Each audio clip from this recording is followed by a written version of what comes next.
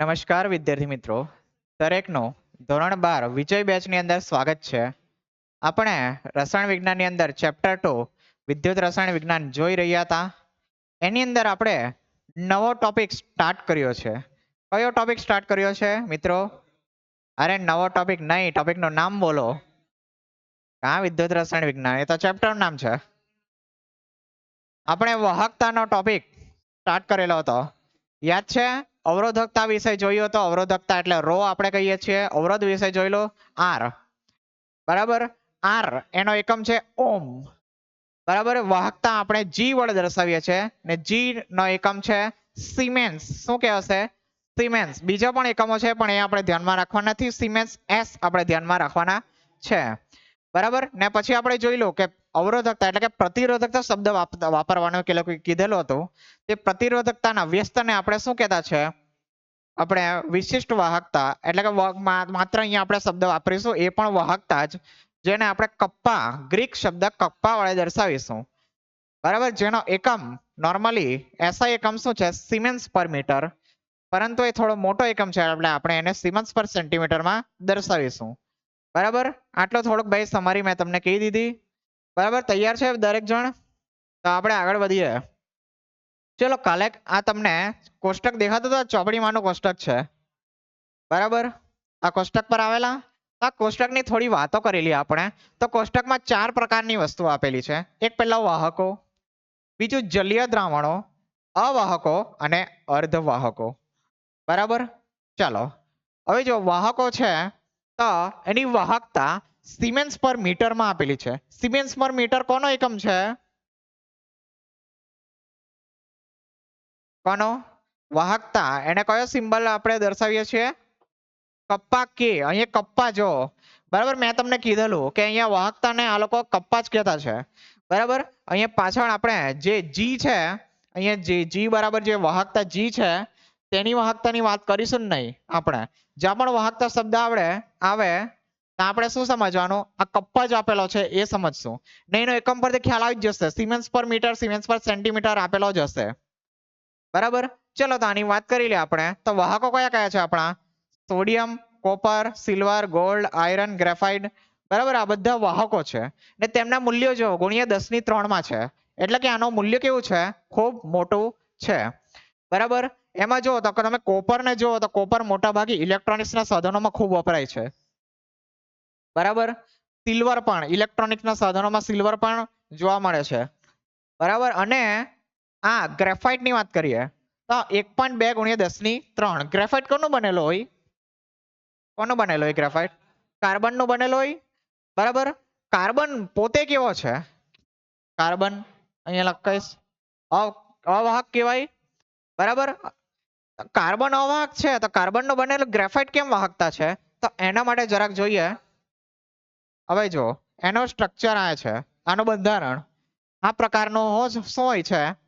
ગ્રેફાઇટનું બંધારણ હોય છે. તો તમે જો આ જે પણ એક કાર્બન છે તે બીજા 1, 2 અને 3 કાર્બન સાથે જોડાયેલો છે.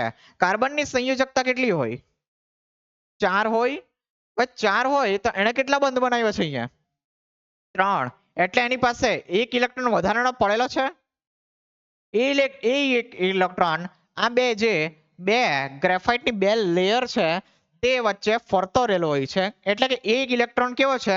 મુક્ત ઇલેક્ટ્રોન. ને મુક્ત ઇલેક્ટ્રોન એ વાહકતામાં ફાળો આપે છે.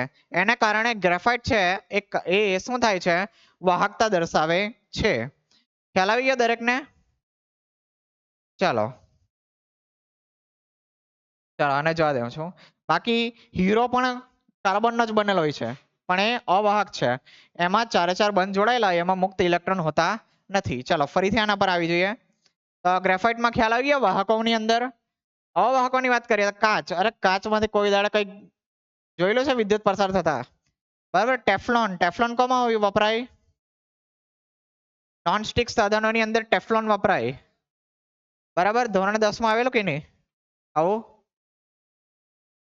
નોનસ્ટિક સાધનોની અંદર ટેફલોન વપરાય છે. તે કેવા હોય છે? અવાહકો હોય છે. બરાબર, ચાલો ને જો અવાહકોની ભાઈ તમે નકામી વાતોમાં બહુ પંચાત છે. અહીંયા ધ્યાન આપો ની. ચલો અવાહકોનો જો અવાહકોના મૂલ્ય વાહકતાનો મૂલ્ય જો કેટલો છે 10⁻16 10⁻18 માં છે એટલે કેવો છે ખૂબ જ ઓછા એવું નથી કે એમાંથી વહન નથી થતું પણ એટલું ઓછું થતું છે કે એને ના બરાબર કેવું પડે છે બરાબર 10⁻16 એટલે 10⁻18 એટલે કે ભાઈ કઈ માપા જેવું જ કઈ બચ્યું નહીં એના કમ્પેર કરો તો વાહકતા સાથે તો 10⁻3 માં છે બધાના વાહકતાના મૂલ્યો બરાબર વાહકતા કપ્પા ખ્યાલ આવ્યો દરેકને ચાલો આઈ ઈ ચાલો હવે આપણે વાત કરીએ આ અર્ધવાહકોની પહેલા વાત કરી લઈએ હવે બરાબર તો અર્ધવાહકો કયા છે કોપર ઓક્સાઇડ સિલિકોન અને જર્મેનિયમ બરાબર આ એટલા ઇમ્પોર્ટન્ટ છે તત્વો કે આની હતી ને પતી ગયું કામ બરાબર અત્યારે જે આપણે ડિજિટલ રીતે આપણે ભણી રહ્યા છીએ તે કદાચ પોસિબલ હતે નહીં કારણ કે એમાં જે આ સિલિકોન છે ખાસ કરીને સિલિકોન તે અર્ધવાહક એ સેમિકન્ડક્ટર્સમાં વપરાય બરાબર આ જે અર્ધવાહક છે ને અર્ધ એટલે સેમી ને વાહકો ને કંડક્ટર કહેવામાં આવે અંગ્રેજીમાં એટલે સેમિકન્ડક્ટર્સ એટલે કે જે પણ આપણા મોબાઈલના પ્રોસેસર ટ્રાન્ઝિસ્ટર્સ છે વગેરે કોનાથી બને છે આ સિલિકોનના કારણે બને છે જર્મેનિયમ પણ એવો જ અર્ધવાહક છે પણ એ થોડોક ઓછો વપરાય છે સિલિકોન ખાસ ખૂબ અગત્યનો બની જાય છે બરાબર ખ્યાલ આવ્યો હવે આ અર્ધવાહકોનું તમારે ફિઝિક્સની અંદર ખૂબ થોડું ડિટેલમાં ભણવાનું આવશે ચેપ્ટર હશે છેલ્લું ચેપ્ટર હશે બરાબર ચાલો સીયુઓ પણ છે હવે એના જો 10⁻7 10⁻2 અને આનો ખાલી 2 છે બરાબર તેમાં આના વાહકતાના મૂલ્યો છે ખ્યાલ આવી ગયો દરેકને ચાલો હવે આ વાહકો અર્ધવાહકો અને અવાહકો એ થોડો ફિઝિક્સનો ક્રાઇટેરિયા થાય આપણે તો ભાઈ કોની વાત કરતા છે કેમિસ્ટ્રીમાં આપણે દ્રાવણોની વાત કરીશું દ્રાવણોમાં વાહકતાની વાત કરવાના છે બરાબર તો અહીંયા થોડાક દ્રાવણોના વાહકતાના મૂલ્યો આપેલા છે તો એની વાત મેં પછી કરું પાછળ જરાક આપણે વાંચી લઈએ તો ધાતુઓ દ્વારા વિદ્યુતીય વાહકતાને ધાત્વીય વાહકતા અથવા તો ઇલેક્ટ્રોનીય વાહકતા કહે છે જે નોર્મલી મેં કોઈ પણ તાર લેવો એ તારને બેટરીના બંને છેડા સાથે ચોંટાડી કાઢો અને બલ્બ જોડી દો એટલે તાર દ્વારા જે પણ વહન થાય છે તેમાં ધાતુ વચ્ચે આવ્યો કે નહીં બરાબર એટલે મારે શું કહેવાય છે એને ધાત્વીય વાહકતા અથવા તો ઇલેક્ટ્રોનીય વાહકતા કહેવાય છે બરાબર ખ્યાલ આવ્યો ને ચાલો ઇલેક્ટ્રોનના સંચલનને લીધે હોય છે ઇલેક્ટ્રોનીય વાહકતા નીચેના પર આધાર રાખે છે આ 3 પર આધાર રાખે પહેલું ધાતુના સ્વભાવ અને બંધારણ ચાલો અહીંયા આપણે પાછળ વાત કરી તેમ બરાબર જેમ ધાતુ બદલાય છે તેમ વાહકતા બદલાય છે દરેકના મૂલ્યો બરાબર અને બીજું બંધારણ એટલે ગ્રેફાઇટનું જ ઉદાહરણ લઈ લો બરાબર મેં તમને ગ્રેફાઇટ સમજાવ્યું અહીંયા બરાબર ગ્રેફાઇટ છે તેની અંદર એક મુક્ત ઇલેક્ટ્રોન હતો એ મુક્ત ઇલેક્ટ્રોન કોમાં ફાળો આપતો હતો વાહકતામાં ફાળો આપતો હતો હવે આ કાર્બન ના બનેલો હોય હીરો પણ કાર્બનનો જ બનેલો હોય બરાબર આ વખતે આપણો શું સેમ છે ચાલો શું સેમ છે આપણો ધાતુનો સ્વભાવ સેમ છે પણ એ કાર્બનનું બંધારણ કેવું થઈ ગયું અલગ બરાબર એટલે ગ્રેફાઇટ વાહકતા દર્શાવે છે પણ હીરો વાહકતા દર્શાવતો નથી એટલે સ્વભાવની સાથે સાથે બંધારણ પણ એટલું જ ઇમ્પોર્ટન્ટ છે ચાલો નેક્સ્ટ વાત કરીએ સંયોજકતા ઇલેક્ટ્રોનની સંખ્યા પ્રતિ પરમાણુ જેટલા ઇલેક્ટ્રોન મને મુક્ત ઇલેક્ટ્રોન વધારે હોય તેટલી જ મારી ધાત્વીય વાહકતા કેવી હશે કેવી હશે વધારે હોય ને બરાબર આ ગ્રેફાઇટનો મુક્ત ઇલેક્ટ્રોન 1 હતો એટલે એની વાહકતા હતી જેટલા મુક્ત ઇલેક્ટ્રોન વધારે હશે તેટલા શું એની વાહકતા વધુ હશે ચલો બીજું છે તાપમાનના વધારા સાથે તે ઘટે છે તે એટલે કોણ વાહકતા બરાબર જેમ જેમ આપણે તાપમાન વધારીએ તેમ અવરોધ વધતો જાય ને અવરોધ જેમ વધે તેમ આપણી વાહકતા કેવી થાય ઘટે છે બરાબર ચાલો હવે ઇલેક્ટ્રોન એક છેડેથી દાખલ થઈને બીજે છેડે બહાર નીકળી જાય છે તેથી ધાત્વીય વાહકતાનું સંગઠન બદલાયા વગરનું રહે છે બરાબર કોઈ દાડે જોઈ લો કે આપણે વાયર બદલવો પડે છે એવું કઈ જોઈ લો એક જ વાયરથી કામ ચાલી જાય છે ને એટલે કદાચ લોંગ ટર્મમાં કદાચ કંઈ ને કંઈ કદાચ ખરાબ થઈ ગયેલો હોય તો પણ એવું તો નથી થતું ને કે ભાઈ મેં આ તારમાંથી ભાઈ પસાર કરો છો તો મારે ભાઈ તાર પછી બદલવો પડે તરત જ, બરાબર, એટલે એનું સંઘટન સેમ રહે છે. ચલો, અર્ધવાહકમાંથી વાહકતાની ક્રિયાવિધિ ઘણી જ જટિલ છે કે એના માટે ફિઝિક્સમાં ચેપ્ટર પણ નાખવું પડે છે, બરાબર. એટલે અર્ધવાહકની આપણે અહીંયા વાત નથી કરતા. ચાલો, આપણે જાણીએ છીએ કે અતિ શુદ્ધ પાણી એટલે કે હવે આપણે વાત કરીએ આપણા જલીય દ્રાવણોની, જે આપણે એના વિશે ખાસ ભણવાના છે. ચલો, શું જાણીએ છીએ આપણે? અતિ શુદ્ધ પાણી. પાણી એટલે શું? H2O. ચલો, H2O ની અંદર કયા કયા આયનો હોય?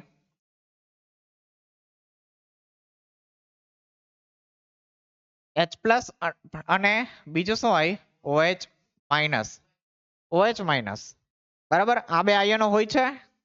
તો હવે આ બે આયનો છે તે પાણીમાં ઓછા પ્રમાણમાં હાઇડ્રોજન એટલે કે H+, હાઇડ્રોક્સિલ આયન એટલે કે OH- એ ખૂબ જ ઓછા પ્રમાણમાં હોય છે, એટલે કે 10⁻⁷ મોલર હોય છે, જે તેને ઘણી જ ઓછી વાહકતા ઓછીની આપે છે. એટલે કે આ બે આયનો દ્વારા વાહકતા કેવી હોય છે? ખૂબ જ ઓછી હોય છે. પાછળ જોઈ લઈએ આપણે.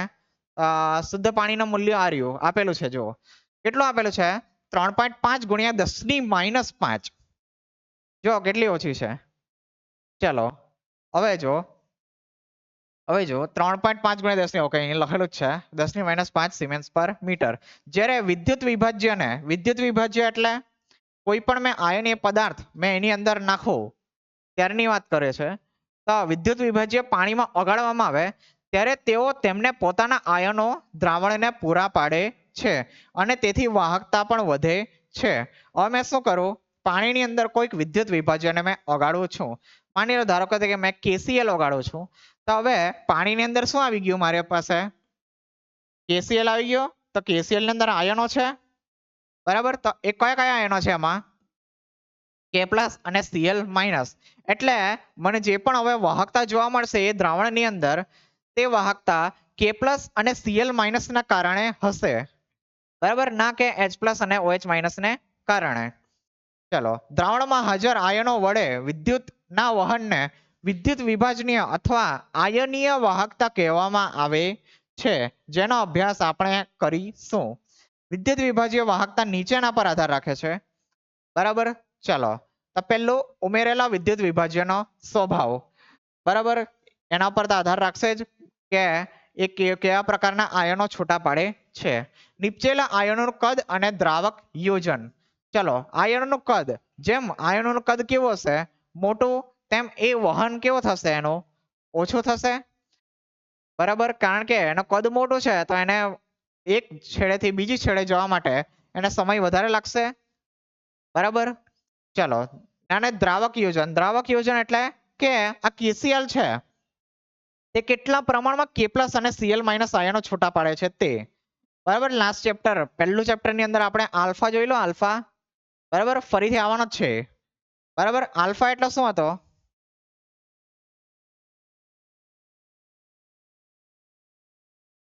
શું હતો એ? વિયોજન અચળાંક હતો. એસિડ વિયોજન અચળાંક હતો ને, બરાબર. વિયોજન અચળાંક એટલે શું?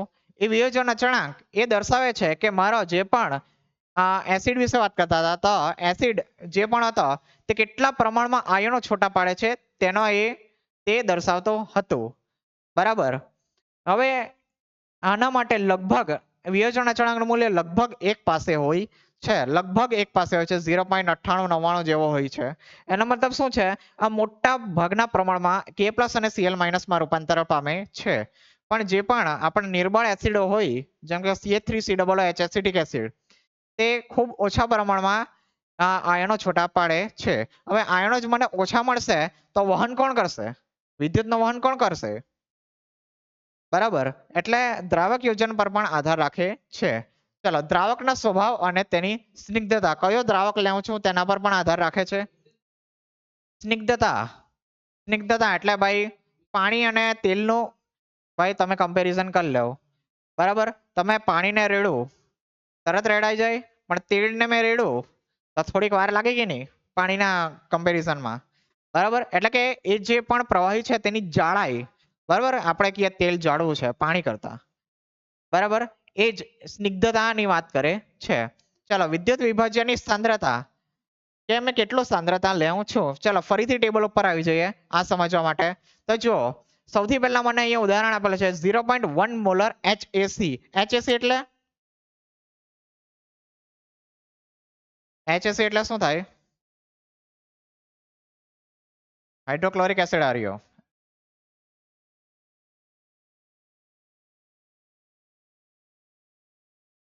એસિટિક એસિડ બરાબર. HAC એટલે એસિટિક એસિડ બરાબર. AC એ એસિટેટ આયન દર્શાવે છે. શું દર્શાવે છે? એસિટેટ આયન બરાબર. એસિટેટ આયન આપણે CH3 COOH હોય તેમાં આ H છે તે H એટલે આ H બરાબર. ને આ જે બાકીનો બચ્યો તે શું કહેવાય? એસિટેટ આયન બરાબર. CH3 COO માઇનસ આને એસિટેટ આયન કહેવાય AC માઇનસ બરાબર. ને આ પેલો છે H પ્લસ. ખ્યાલ આવ્યો આ AC શું છે? બરાબર. ઘણી એક જગ્યાએ આવશે AC, યાદ રાખજો આ વસ્તુ બરાબર. આ AC નથી મિત્ર બરાબર, એસિટેટ આયન છે. ચલો હા, તો આપણે સાંદ્રતાની વાત કરતા હતા. એસિટિક એસિડ, જો મેં એસિટિક એસિડનો 0.1 મોલર લેવ, કેટલો લેવ પુષ્પેન્દ્ર? 0.1 મોલર કોનો? એસિટિક એસિડનો. તો મને વાહકતા મેં માપું તો કેટલી મળે છે? મને 0.047 મળે છે બરાબર, કપ્પા સિમેન્સ પર મીટરમાં. પણ હવે માની લો એની મેં સાંદ્રતા મેં ઓછી કરી દઉં, 0.01 મોલર કરી દઉં, તો મેં સાંદ્રતા માપો તો મને કેટલી, સોરી સાંદ્રતા વાહકતા માપો કેટલી મળે છે મને? 0.016, લગભગ ત્રીજા ભાગની થઈ જાય છે બરાબર. એટલે કે સાંદ્રતા જો મેં ઘટાડું તો મારો શું થાય છે? વાહકતા ઘટે છે બરાબર. એટલે આ સાંદ્રતા પર પણ આધાર રાખે છે. તાપમાન તે તાપમાનના વધારા સાથે વધે છે. આપણે કોની વાત કરતા છે અહીંયા? કોની વાત કરતા છે? આયનીય વાહકતાની વાત કરતા છે બરાબર. ઉપર કોની વાત કરેલી આપણે? ઇલેક્ટ્રોનની અથવા ધાત્વિય વાહકતા. તેમાં શું તાપમાનના વધારા સાથે વાહકતા ઘટતી હતી, પણ આપણે આયનીય વાહકતાની વાત કરીએ તો તાપમાનના વધારા સાથે વધે છે. આ ખાસ યાદ રાખજો, MCQ ની અંદર આ પૂછાઈ શકે છે બરાબર. ગુચવા જ બરાબર. હવે આવું કેમ થાય છે? તો માની લો તમે ખાંડ ઓગાળવા બેઠા બરાબર, થોડાક નવરા થઈ ગયા, થોડોક ભાઈ ખુરાફાતી આઈડિયા આવ્યો, તમે વાટકીમાં લીધું ખાંડ, પાણી લીધું, ઓગાળવા બેઠા બરાબર. હવે ભાઈ ઓગળતો નથી, થોડોક ઓગળી ગયો, હવે ઓગળતો નથી. તમે શું કરો? ચૂલા પર ચડાવી દો એને, ચડાવી દો તો શું થશે? ચૂલા પર ચડાવતા વધારે ઓગળશે ને હવે બરાબર. એનો મતલબ શું થયો? જે કંઈ પણ મેં માની લો હવે ખાંડની જગ્યાએ મેં વિદ્યુત વિભાજ્ય મેં ઓગાળેલો હતો બરાબર. તો એ છૂટો એમાં પણ ઓગળી જશે ને એ વધારે આયનોમાં રૂપાંતર પામશે. એટલે જેમ મને આયનો વધારે મળે તેમ મારી પછી શું થાય? વાહકતા વધે કે નહીં બરાબર. એટલે તાપમાન વધારીએ અહીંયા આપણા આયનીય વાહકતાની કેસમાં, તો મારો જે પણ વધારે જે પણ વિદ્યુત વિભાજ્ય છે તે વધારે પ્રમાણમાં ઓગળતો છે, એના કારણે મને આયનો વધારે મળતા છે અને મારી વાહકતામાં વધારો થાય છે. ખ્યાલ આવ્યો ને બરાબર. જ્યારે ધાત્વિય વાહકતાના કેસમાં શું થતો હતો? ધાત્વિય વાહકતામાં તાપમાન વધારું તો અવરોધ વધી જશે, અવરોધ વધી જાય તો આપણો શું થાય? વાહકતા ઘટે બરાબર. ચાલો આનામાં કોઈ પ્રશ્ન છે દરેકમાં? ધાત્વિય વાહકતા અને આયનીય વાહકતાની અંદર દરેક ખ્યાલ આવ્યો ને બરાબર. આ ગ્રેફાઇટ વિશે પણ ખ્યાલ આવ્યો ને કેમ આ વાહકતા દર્શાવે છે? ખ્યાલ આવ્યો ને? ચાલો હવે બરાબર, આ લાઈનને જવા દે, પાછળ આવશે જ પછી. ચાલો હવે આયનીય દ્રાવણોની વાહકતાનું માપન બરાબર. મેં તમને કીધેલું આપણે શું ભણશું? આયનીય વાહકતા ભણીશું. આયનીય વાહકતા આપણે ભણવાના છે બરાબર. ધાત્વિય વાહકતા એ ફિઝિક્સનો પાર્ટ છે બરાબર. B = IR કરીને જે બધા દાખલા ગણો તે બધું એની અંદર આવે. આપણે આયનીય વાહકતા જોઈએ તો એનું માપન કઈ રીતે કરાય બરાબર છે? શું આ આયનીય વાહકતા? તમે બોલ્યા તો કરો છો પણ મને કઈ સમજ પડતી નથી. સમજાવું બરાબર, ધીરજ રાખો. આપણે જાણીએ છીએ કે સર અમે કંઈ જાણતા નથી, બરાબર, તમે લખો છો અહીંયા આપણે જાણીએ છીએ કે, પણ અમને ક્યાંય ખ્યાલ તો નથી જ, બરાબર. આપણે જાણીએ છીએ કે અજ્ઞાત અવરોધનું ચોક્કસ માપન વિસ્ટન બ્રિજની મદદથી કરી શકીએ છીએ. બતાવેલો ને કાલે વિસ્ટન બ્રિજ, બરાબર, નહીં બતાવેલો, આ જોઈ લો, બરાબર. આને કહેવાય વિસ્ટન બ્રિજ. આની મદદથી આપણે ધાત્વિય વાહકતાની માપન કરી શકીએ. કોનું? ધાત્વિય વાહકતા. ચાલો, આયનીય વાહકતાનું માપન નહીં કરી શકાય એનાથી, તો કઈ રીતે કરીએ જોઈએ. તો આયનીય વાહકતાનું માપન કરીએ તો બે સમસ્યાનો સામનો કરવો પડે. આયનીય દ્રાવણનો અવરોધ માપવા માટે, બરાબર, એમાં આપણે સૌથી પહેલા અવરોધ માપીશું ને અવરોધ પરથી આપણે ગણતરી દ્વારા વાહકતા માપી શકીએ, બરાબર. પાછળ કાલે સૂત્ર જોયેલા ને તેના ઉપરથી. ચાલો, તો બે સમસ્યા કઈ છે. પહેલું સીધો પ્રવાહ ડીસી કરંટ. ડીસી કરંટ વિશે ખ્યાલ છે ને, બરાબર. આપણા જે પણ નોર્મલ ઘડિયાળ, બેટરીસ વગેરે જે પણ છે તે બધા સીધો પ્રવાહ વાપરે, એમાં ડીસી કરંટ હોય છે, બરાબર. હવે જો એ મેં દ્રાવણમાં પસાર કરું તો દ્રાવણનું સંગઠન બદલાઈ જાય, બરાબર. આપણો જે દ્રાવણ છે તેનું સંગઠન બદલાઈ જાય, એટલે કે પાછળ આપણે જે વિદ્યુત રાસાયણિક કોષ જોયો, બરાબર, તે નહીં પણ એના સિવાય બીજો હતો જે વિદ્યુત વિભાજનીય કોષ, બરાબર, તે બની જાય. એટલે પછી એનું સંગઠન બદલાઈ જાય, એમાં બધું પ્રક્રિયાઓ ચાલુ થઈ જાય એની અંદર જ, એટલા પછી આપણે વાહકતા માપી શકીએ નહીં. ચલો, બીજું કે દ્રાવણને વિસ્ટન બ્રિજ સાથે ધાત્વિય વાહક વાયર અથવા તો ઘન વાહક તરીકે જોડી શકાતો નથી, બરાબર. હવે આ દ્રાવણ છે તેને આપણે જોડી શકીએ નહીં. કોની સાથે? આપણા આ વિસ્ટન બ્રિજ સાથે, બરાબર. ખ્યાલ આવ્યો? એટલે ધાત્વિય વાહકતા માટે યોગ્ય છે પણ આયનીય વાહકતા માપી શકતા નથી, અઘરું છે, બરાબર. જોઈએ શું જુગાડ લગાવતા છે આ લોકો. ચલો, પહેલો જુગાડ નંબર 1. ચલો, જુગાડ નંબર 1 શું છે? પ્રથમ સમસ્યાનું નિરાકરણ શક્તિનો ઉલટ સુલટ પ્રવાહ સ્ત્રોત વાપરીને દૂર કરી શકાય છે. પુષ્પેન્દ્ર, શું કરીશું? ભાઈ નહીં, આવો કોઈ નિયમ નહીં આવે. रहने दो, तुमसे तो बहाना भी नहीं मारा जाएगा. જો આપણે ડીસી નો પ્રવાહ પસાર કરતા હતા તો શું થતો હતો? આપણો દ્રાવણનો સંગઠન બદલાઈ જતો હતો. હા, એનું નિરાકરણ માટે આપણે શું કરી શકીએ? એસી પ્રવાહ વાપરી શકીએ છીએ. કયો પ્રવાહ? એસી પ્રવાહ. આપણે ઘરની અંદર કયો પ્રવાહ આવે? વિદ્યુત પ્રવાહ, એસી, બરાબર. ચલો, એસી આવે છે. ચલો, એનો વોલ્ટેજ કેટલો હોય?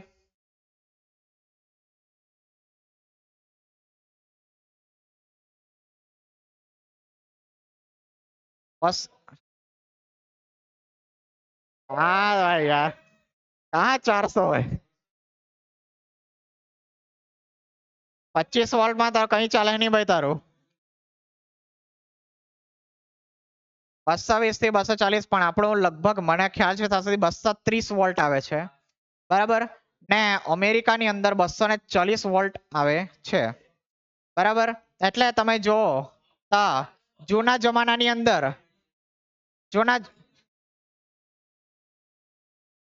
તો ના એવું નહીં આવે ભાઈ. ડીસી પ્રવાહ બહુ મોંઘો હોય. ડીસી કરંટ નહીં આવે ભાઈ, એસી જ આવે બધે, બરાબર. ડીસી પ્રવાહ તો બેટરીમાં મળે. કેટલા વોલ્ટ ના આવે? હા,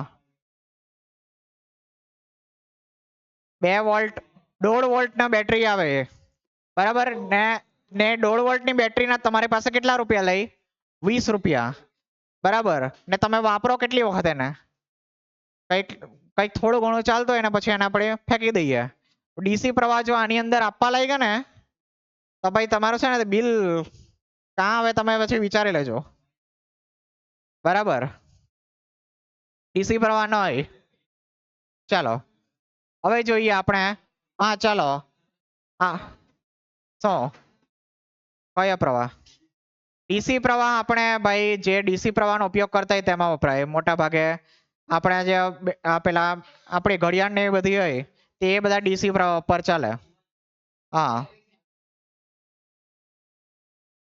ચાલો ભાઈ ધ્રુવાંશ, ચલો હવે વાતો નહીં આવે. ચલો તો મેં શું કર્યું, પ્રથમ સમસ્યા કઈ હતી મારી, ડીસી પ્રવાહ મેં વાપરી શકતો નથી, એની જગ્યાએ મેં શું કર્યું, ઉલટ સુલટ પ્રવાહ વાપર્યો. ચલો બીજી સમસ્યા શું છે, ખાસ ડિઝાઇન કરેલો પાત્ર જેને વાહકતા કોષ કરે છે તેનો ઉપયોગ કરીને ઉકેલી શકાય છે. વિસ્ટન બ્રિજની જોડી નહીં શકાય તો એને મેં શું કર્યું, જે પણ ખાસ ડિઝાઇન કરેલો પાત્ર ઉપયોગ કરીશ. આકૃતિ જોજો, આકૃતિ જોજો, મેં સમજાવું છું વાહકતા કઈ રીતે મપાય. બરાબર ભાઈ પાછળ અહીંયા ધ્યાન આપો. અરે પણ મેં પણ બોલાવતો છું, મને તો ભાવ આપો.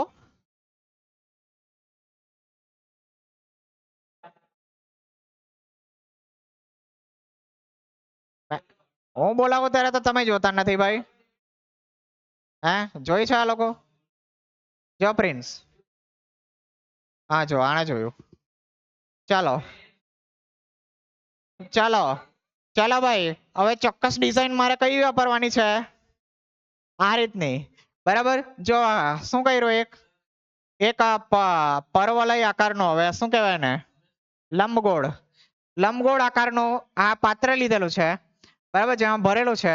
હવે જો આ બંને પ્લેટિનાઇટ્સ વિદ્યુત ધ્રુવ છે. બરાબર આ એક વિદ્યુત ધ્રુવ છે અને આ એક વિદ્યુત ધ્રુવ છે. બરાબર બંનેને તાર વડે જોડેલો છે, એકદમ મસ્ત વહન કરે તેવો તાર. ને અહીંયા પછી મેં શું જોડેલી છે, જે પણ મારો બેટરી વગેરે કઈ બી જોડેલું હશે તે અહીંયા જોડેલું હશે. બરાબર ચલો અને અહીંયા આપણે જેનું માપન કરવાનું છે તે દ્રાવણ ભરેલું હશે, જેની વાહકતા માપવાની હશે તેની.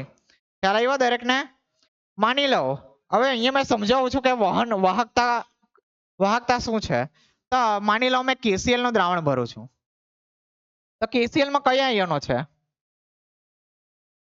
K+, બીજું Cl-. બરાબર ચાલો તો હવે મેં આની સાથે કઈ બેટરી વગેરે જોડાવ તો આમાંથી એક ધન ભારિત હશે ને એક કેવો હશે, ઋણ ભારિત બનશે. બરાબર માની લો આ ધન છેડો છે, માની લો આ ઋણ છેડો છે. તો હવે ધન ને કોના સાથે આકર્ષણ હશે, ઋણ આયન ને આકર્ષણ હશે ને આ ધન આયન ને આ બાજુ ઋણ છેડા તરફ આકર્ષણ થશે. એટલે શું થાય છે કે આ જે K+ છે તે ધીમે ધીમે આ તરફ વહન કરવા લાગે.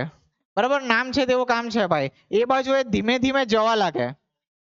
બરાબર અને આ Cl- કે બાજુ જશે, આ તરફ જશે. બરાબર તો આ રીતે એ પોતે વહન કરે છે, K+ ઋણ તરફ જાય છે અને અને Cl- કઈ બાજુ ધન તરફ જશે. બરાબર ને એ જે સ્પીડમાં જશે તે એની શું થશે, વાહકતા થશે. સ્પીડ નહીં, સોરી સ્પીડ નહીં આવશે. બરાબર પણ જેટલું વહન વધારે થશે, જેટલા આયનો વધારે વહન કરશે, જેટલું આકર્ષણ સ્ટ્રોંગ હશે તેટલું શું હશે, એનો વાહકતાનું મૂલ્ય હશે. બરાબર ખ્યાલ આવ્યો ને દરેકને? ચાલો હવે જોઈએ આપણે, હવે આમાં કદની વાત કરેલી આપણે. બરાબર કદ જેમ મોટું હોય, કદ જેમ મોટું હોય તેમ કેવું થાય, વહન ઓછું થાય. બરાબર તો તમે પોતાની જ વાત માની લો કે ભાઈ તમારે બરાબર પાણીમાં તરવું છે. બરાબર તો તમે ભાઈ બરાબર એમ કરીને બળ લગાવવું પડે, તમારે પાણીને પછાડી ફેંકવું પડે. બરાબર હવે માની લો કે તમારું કદ વધારે હોય તો તમારે બળ વધારે લગાવવું પડે કે નહીં વધારે લગાવવું પડે, હે પ્રિન્સ? કદ વધારે હોય તો બળ વધારે લગાવવું પડે ને તરવા માટે. બરાબર એટલે કદ જેમ મોટું હશે તેમ કેવી હશે, વાહકતા ઓછી. ને હજુ એક વસ્તુ સ્નિગ્ધતા. હવે ભાઈ તમારે આ પાણીની જગ્યાએ કોઈ બરાબર જાડું પાણી હોય તેની અંદર તમને ભાઈ વહન કરવા કે તાને તાં તમારે એમ કરતા થાકી જાવ પણ તમારે તરી રહેવાનું નથી. તો બિચારા આયનોને પણ તકલીફ પડે કે નહીં વહન કરવામાં. બરાબર ખ્યાલ આવ્યો ને દરેક જણને વાહકતા શું છે? ચલો હવે જો આ તો એક ડિઝાઇન થઈ, અને બીજી ડિઝાઇન આ છે. બરાબર બીજી રીતે પણ ડિઝાઇન કરી શકાય છે, આ ઊભી ડિઝાઇન છે. બરાબર અહીંયા જે પ્લેટિનાઇઝ ઇલેક્ટ્રોડ છે તે આ છે, આ બંને છે. બરાબર ને આ બસ આટલું જ નાનું છે ને આ બંને વચ્ચે કોઈ પણ બેટરી વગેરે કંઈ બી જોડેલું હશે અથવા તો માપન કરવાનું કોઈ સાધન જોડેલું હશે. બરાબર ખ્યાલ આવ્યો? શું જોડાણ કરતો વાયર, બરાબર. એટલે આ વાયર થી કઈ ને કઈ જોડેલો હશે એમ. કયો પાઇપ? એ પાઇપ ભાઈ આનાથી છોટો રાખવા માટે ડિઝાઇન કરેલું છે, બરાબર. ચાલો આગળ જોઈએ આપણે. ચાલો આ તો ડિઝાઇન જ છે, બીજું કઈ નથી, બરાબર. આવી ને આવી ડિઝાઇન હોય છે. ચાલો આગળ આપણે જોઈએ. ચાલો જોઈએ આગળ. ચાલો મૂળભૂત રીતે તે બે પ્લેટિનમ વિદ્યુત ધ્રુવ જે પ્લેટિનમ બ્લેક નો પડ હોય છે, આપણે વાત કરી તેમ, બરાબર. ડિસ્ક્રિપ્શન લખેલું છે. ચાલો તે આડછેદનું ક્ષેત્રફળ એ જેટલું હોય છે, એટલે કે આમાં જે પણ મેં આડછેદનું ક્ષેત્રફળ છે તે કેટલું હશે? એ હશે, બરાબર. બાકી અને બંને વિદ્યુત ધ્રુવ એ L અંતરથી અલગ રાખેલા હશે, એટલે કે આ બંને વચ્ચેનું જે અંતર છે તે કેટલું છે? L છે. અને આને આડછેદનું ક્ષેત્રફળ એટલે કે મેં આટલું ક્ષેત્રફળ મેં માપું, બરાબર. જે કંઈ પાઈ આર સ્ક્વેર બરાબર થશે તે તેનું આડછેદનું ક્ષેત્રફળ એ છે, બરાબર. ચાલો તેથી આ બંને વિદ્યુત ધ્રુવો ની વચ્ચે રહેલું દ્રાવણની લંબાઈ L અને આડછેદનું ક્ષેત્રફળ એ ધરાવતા હોય તો આ કોલમમાં લંબાઈ L અને આડછેદનું ક્ષેત્રફળ કેટલું થાય? એ થાય. આવા કોલમોનો અવરોધ નીચેના સમીકરણ પરથી ગણી શકાય છે. પુષ્પેન્દ્ર અવરોધનું સૂત્ર બોલો. ક્યાં છે? અવરોધનું સૂત્ર નથી. R બરાબર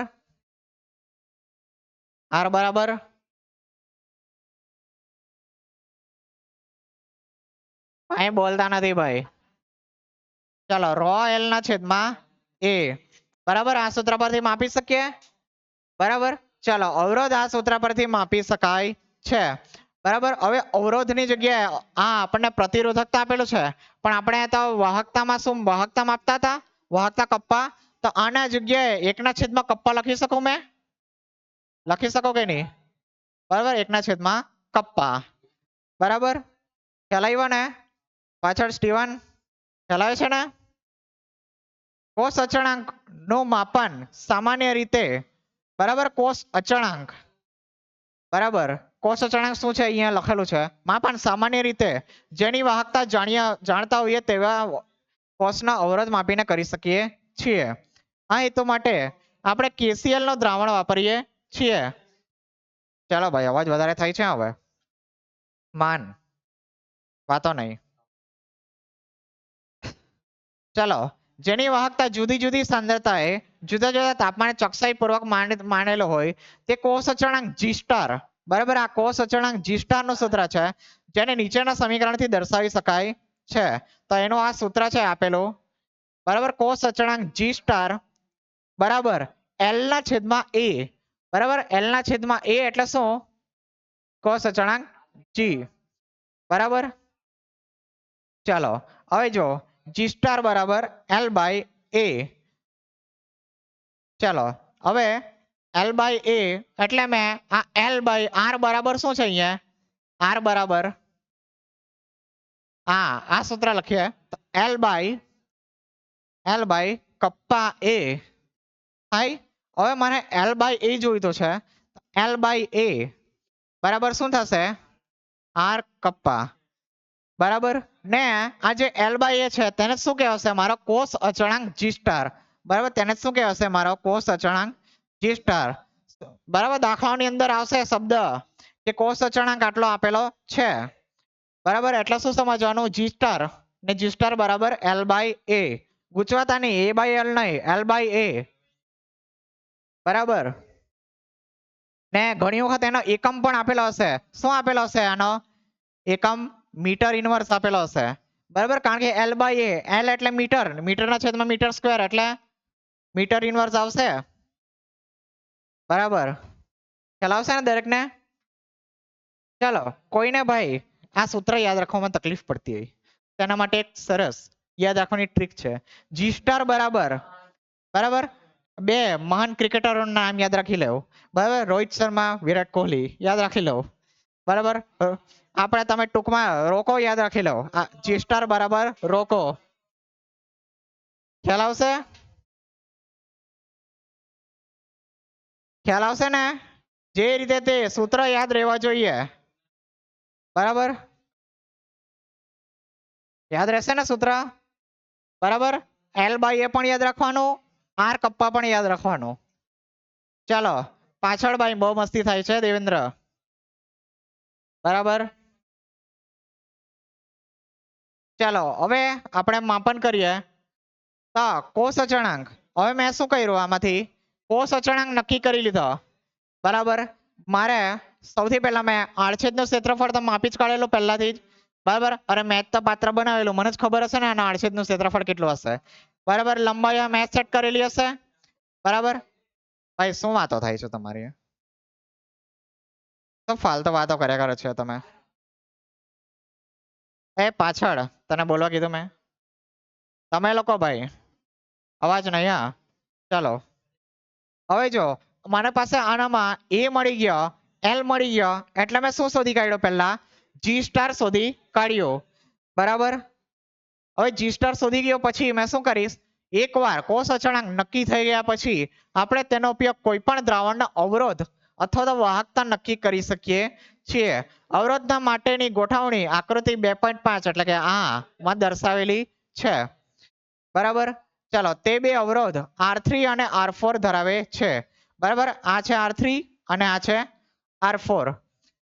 ચાલો ચલિત અવરોધ R1 એટલે કે આ R1 છે તે ચલિત છે. ચલિતનો અર્થ શું થાય? આને બદલી શકાય છે, બરાબર.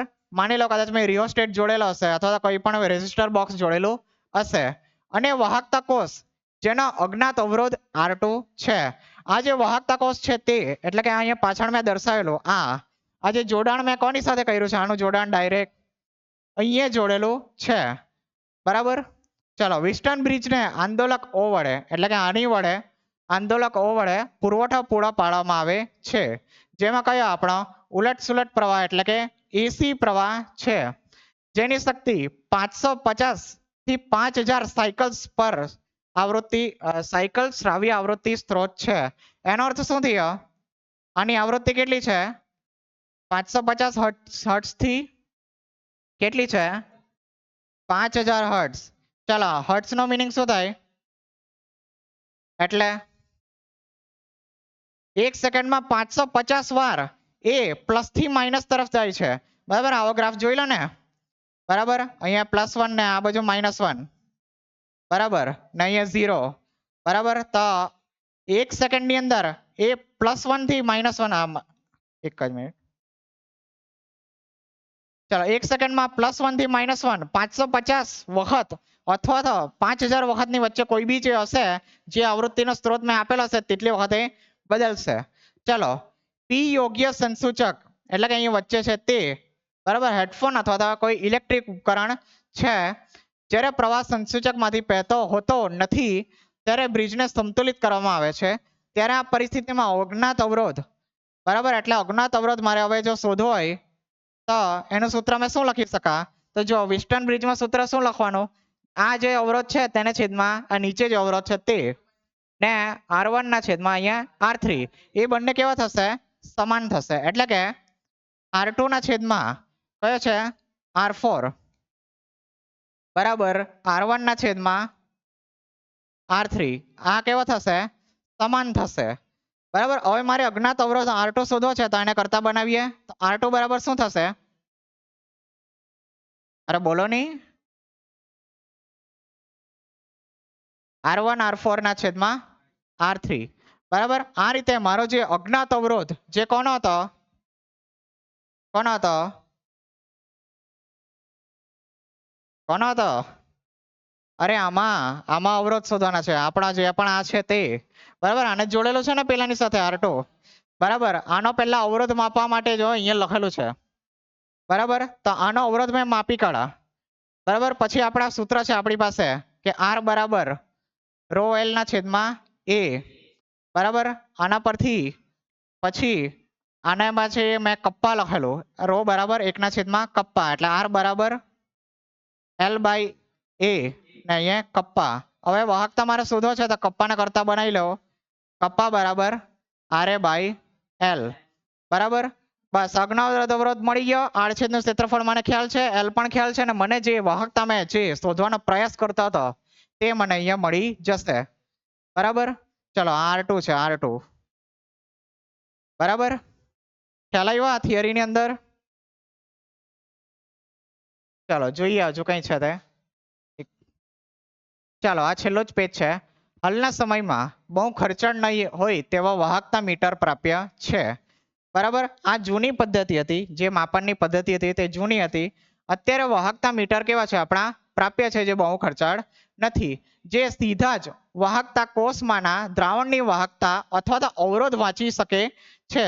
એટલે કે એમ કહે છે કે આપણે જે આ બધા મેથડ વાપરી છે તે આપણે વાપરવાની જરૂર નથી. અત્યારે આપણે ડાયરેક્ટ વાહકતા અથવા તો અવરોધ વાંચી શકીએ છીએ. એકવાર વાહકતાના અચળાંક અને કોષમાંના દ્રાવણના અવરોધ નક્કી કરવામાં આવે તો દ્રાવણની વાહકતા નીચેના સમીકરણ પરથી આપી શકાય છે, જે છે કપ્પા છે, આ કે નથી, આ કોષ અચળાંકના છેદમાં R. કોષ અચળાંક એટલે આપણો શું? G star. બરાબર, એક જ દ્રાવકમાં જુદા જુદા વિદ્યુત વિભાજ્યના દ્રાવણો અને આપેલ તાપમાને વાહકતાના મૂલ્ય જુદા પડે છે. તેનું કારણ આયનોનો ભાર કદ જેમાં વિયોજિત થાય છે. આયનીય સાંદ્રતા અથવા તો પોટેન્શિયલના પ્રવણતા હેઠળ. બરાબર, આ પોટેન્શિયલનું પેલો પ્રવણતા શબ્દનો ઉપયોગ કરેલો છે. પોટેન્શિયલ કેટલો એનો વધારે છે તેની વાત કરે છે. હેઠળ આયન જેટલી સરળતાથી ઘૂમે છે, એટલે કે જે પણ પોટેન્શિયલ મેં લાગુ પાડું તેનાથી એ કેટલી સરળતાથી પોતાનું વહન કરી શકે છે તેના ઉપર પણ આધાર રાખે છે. આથી એ જરૂરી બને છે કે એક ભૌતિક દ્રષ્ટિએ અર્થપૂર્ણ રાશિ જેને મોલર વાહકતા કહે છે. બરાબર, એટલે કે આ જે પણ અલગ અલગ વિદ્યુત વિભાજન મેં દ્રાવણ લેતો હતો તેના અને આપેલ તાપમાન અલગ અલગ હોવાથી મારે જે પણ વાહકતાનો મૂલ્ય હતો તે અલગ અલગ મળે છે. તો મારે કોઈક એવી રાશિ જોઈએ કે જે એક આ અલગ અલગ મૂલ્યથી મને જે પણ પ્રોબ્લેમ પડતી હતી તેને સોલ્વ કરે, ને તેને કહેવાય છે, તે એ લોકોએ શું લાવ્યા? મોલર વાહકતા લાવ્યા. બરાબર, તેની સંજ્ઞા શું છે? Lambda M. શું વંચાશે આને? Lambda M. બરાબર, કેપિટલ લેમડા છે, સ્મોલ નથી. બરાબર, ચલો ગ્રીક શબ્દ લાંબડા વડે દર્શાવાય છે અને વ્યાખ્યાયિત કરી શકે છે. તે વાહકતાની સાથે નીચેના સમીકરણ સાથે સંબંધિત છે. તો મોલર વાહકતાનું સૂત્ર શું આવશે? મોલર વાહકતા બરાબર મોલર વાહકતા લેમડા એમ બરાબર કપ્પાના છેદમાં સી. હવે કપ્પા તો મને ખબર છે, કપ્પા શું છે આપણી વાહકતા, લા કા મોલાલિટી. બરાબર, અને સી શું છે અહીંયા? સાંદ્રતા. બરાબર, સાંદ્રતા છે, સાંદ્રતા કોની અંદર છે? આ મોલારિટી ની અંદર છે. બરાબર, મોલારિટી. ચાલો હવે આનો એકમ શોધીએ આપણે કે આનો એકમ શું છે. બરાબર, અહીંયા લખો છો લેમડા એમ નો એકમ. ચલો કપ્પાના છેદમાં સાંદ્રતા છે આનું સૂત્ર. ચલો કપ્પાનો આપણે એકમ શું જોઈ લો? એસઆઈ એકમ બોલજો. S into metre. એસ નહીં બોલવાનો, શું બોલાય એને? સિમેન્સ. સિમેન્સ પર મીટર. બરાબર, ચાલો સાંદ્રતાનો મોલારિટીનો એકમ, મોલારિટીમાં વાત કરવાની છે. ગ્રામ પર લીટર. ગ્રામ આવે જ ક્યાં ભાઈ મોલારિટીમાં? મોલ પર લીટર. હવે યાર શું બોલે છે તમે? મોલ પર લીટર. બરાબર, મોલારિટીમાં કિલોગ્રામ આવે જ ક્યાં આવે કિલોગ્રામ મોલારિટીમાં? ચાલો હવે જો આ મોલ પર લીટર છે, તો હવે આ લીટરને મારે કોમાં કન્વર્ટ કરવું પડશે? આની અંદર મીટરની અંદર કન્વર્ટ કરવું પડશે. બરાબર, કારણ કે આ ને આ આપણે કેન્સલ કરવા પડશે. ચાલો તો કઈ રીતે કરાશે? મને ખબર છે 1 લીટર બરાબર કેટલા થાય? 1000 મીટર ક્યુબ થાય. બરાબર, તો અહીંયા મેં છેદમાં લખી કાઢું એને. એક કામ કરો, પહેલા ઉપર લઈ જાઉં. બરાબર, એટલે ખોટી માથાકૂટ નહીં થાય. સિમેન્સ પર મીટર બરાબર લીટર ના છેદમાં મોલ. ચાલો હવે 1 લીટર બરાબર 1000 મૂકી દઉં. તો સિમેન્સ ગુણ્યા મીટર ઇનવર્સ ગુણ્યા મીટર સ્ક્વેર. ચાલો અહીંયા 10 ની 3 લખી દઉં છું ના છેદમાં મોલ. એટલે મારું સૂત્ર આપણો એકમ શું બનશે સિમેન્સ ભાઈ પાછળ શું વાત થાય છે સિમેન્સ મીટર ક્યુબ એટલે કે શું થશે આ સિમેન્સ મીટર સ્ક્વેર્ડ પર મોલ ઇનવર્સ બરાબર 10⁻³ અત્યારે જવા દે એનો કોઈ વાંધો નથી બરાબર એટલે શું મળશે આનો આપણે એકમ સિમેન્સ મીટર સ્ક્વેર પર મોલ બરાબર પરંતુ હજી આ મોટો એકમ છે બરાબર એસઆઈ એકમ છે પણ મોટો એકમ છે તો આપણે આને એકમમાં શું કરીશું અહીંયા સેન્ટીમીટર કરી દઈશું એટલે કે સિમેન્સ સેન્ટીમીટર સ્ક્વેર પર મોલ બરાબર ચાલો તો અહીંયા ખ્યાલ આવી ગયો દરેકને આટલી વસ્તુ બરાબર તો હવે આટલો આપણે રાખીએ છીએ આજે બરાબર શુક્રવાર સુધીમાં તમારી નોટ કમ્પ્લીટ થવી જોઈએ મેં શનિવાર કીધું પણ શનિવારે મારો લેક્ચર આવે નહીં એટલે શુક્રવારે બરાબર ચાલો આપણે કાલે મળીશું